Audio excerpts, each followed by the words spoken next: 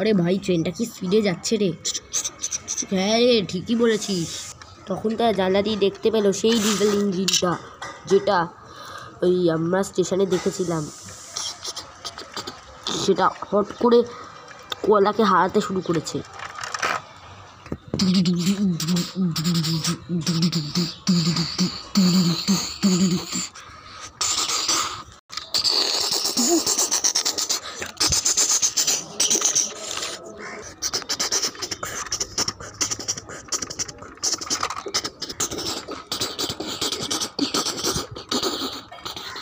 কিরে, পরের স্টেশন তো আসতে চললো।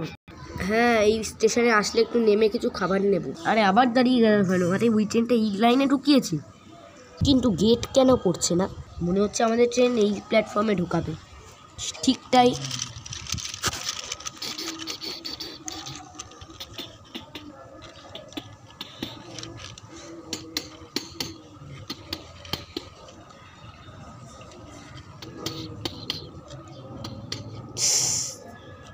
কিরে চল, আমি নামছি।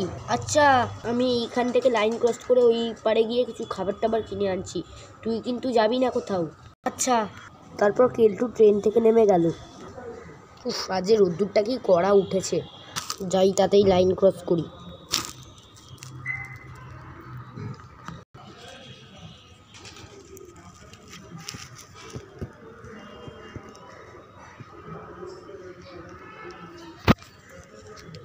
ধীরে ধীরে কেলটু পরের প্ল্যাটফর্মে চলে এলো এবং খাবার কিনতে লাগলো।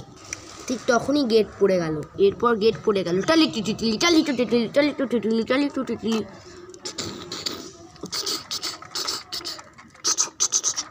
আরে গেট পড়ে গেছে, আমাদের ট্রেনটাও ছেড়ে দিচ্ছে।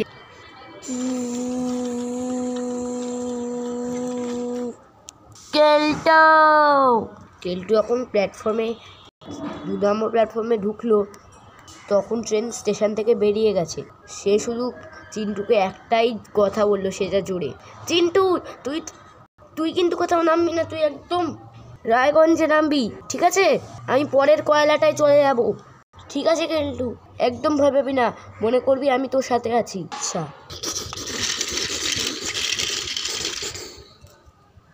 এরপর কি হলো সেটা জানতে পার্ট 2 দেখতে হবে।